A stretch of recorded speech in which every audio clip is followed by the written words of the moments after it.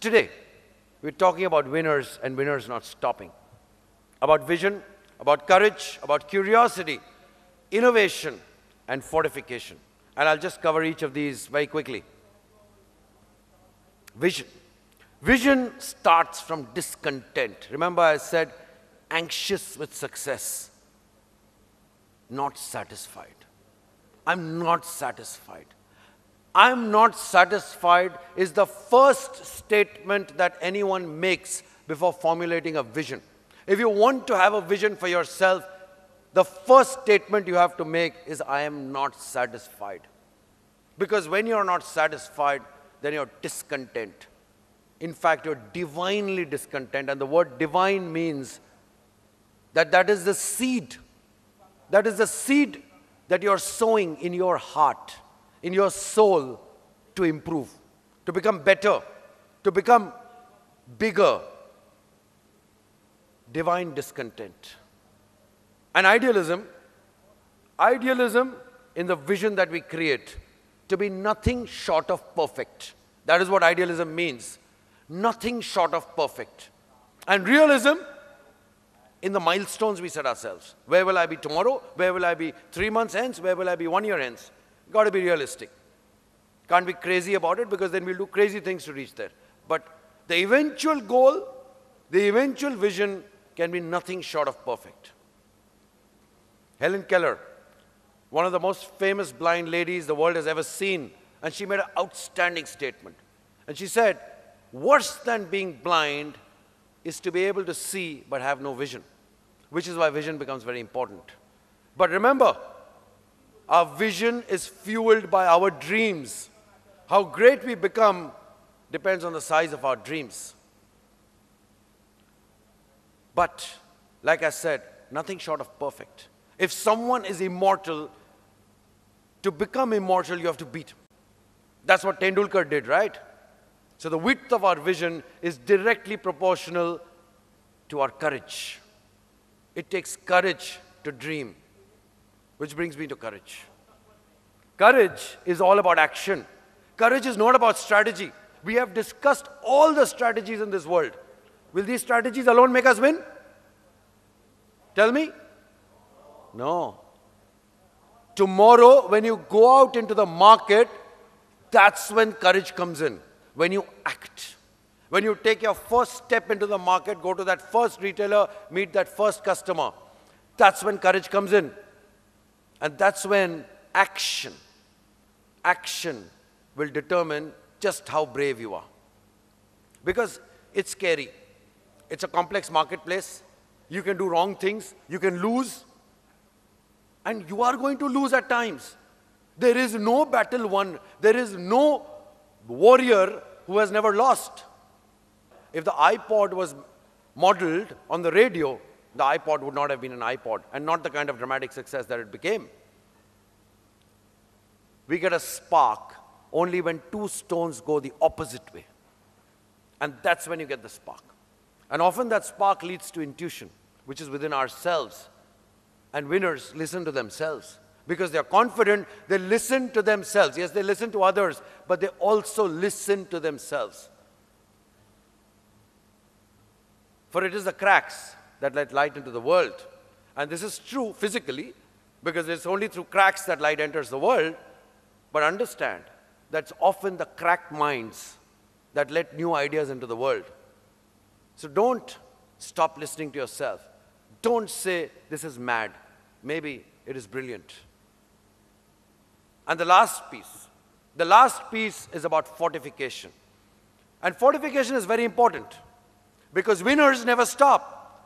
And when you don't stop and you're running, and you're running, and you're running, you might suddenly find that someone is very close behind on your heels. But if when you're running, from time to time, you fortify, and then continue running, and then you fortify and continue running, then no one can be behind you on your heels. No one. And let me give you an example. Alexander, undefeated warrior. No army, no warrior ever beat him.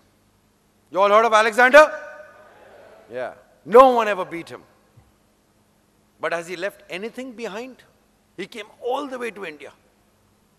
Thousands of miles he has conquered.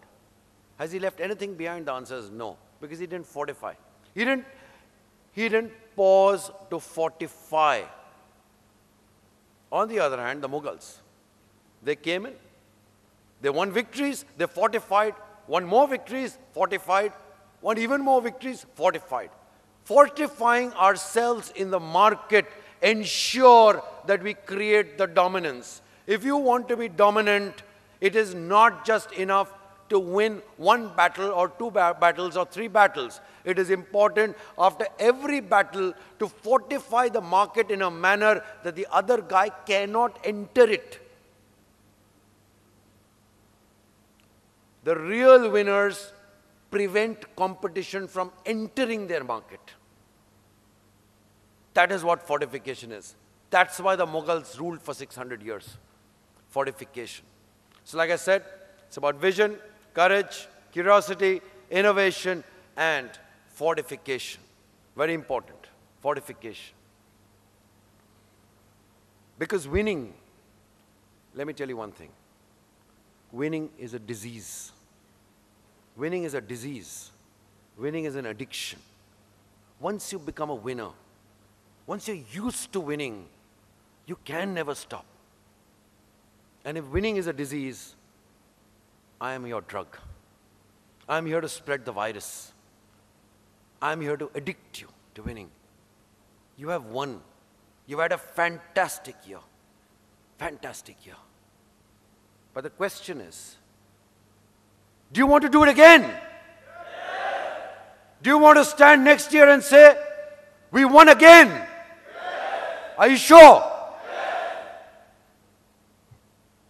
So get addicted to it. But there's a danger. The danger is once you're addicted to winning, you will never stop. You can never stop. Because winners don't stop. So, only if we're eternally unhappy with compromise, only if we truly believe it can always be better, and we keep moving forward relentlessly, day after day, market after market, street after street. If it's never ever the end, but always a beginning, at the end of the day, remember one thing. You can either enjoy every night and say, I did a fantastic job today, and go to sleep feeling satisfied. Sometimes you should do that. But the one thing that you should always do is wake up every morning, and say, it's a new beginning. Wake up every morning and say, here is opportunity for me to become even better. Here is opportunity for me to grow, for me to evolve, for me to win again. So the mornings, in a way, are a little more important than the nights. It's never the end. It's never the end. For we are winners. Are we winners? Yes. Are we winners? Yes. But winners never stop. Never stop. I thought I'll just read you a little poem which perhaps depicts and highlights how winners never stop. And this is all about, like I said, anxiety with success. Nothing will evolve if no one will dare. No seed is better than the impossible to stare. Nothing will be created if at first we don't destroy. No one can be a hero if preservation's a joy. Everything will churn as everyone will realize. Everything may fall, but everyone will rise. I repeat, everything may fall, but everyone will rise. Everything that's nice shall with challenge replace. Everyone must stand up, stare evolution in the face. So, growth is a mistress fed purely on our will. So, the curse is to be satisfied and still. So, complacency is the first enemy to kill. So if you can't find one, go invent a new hill.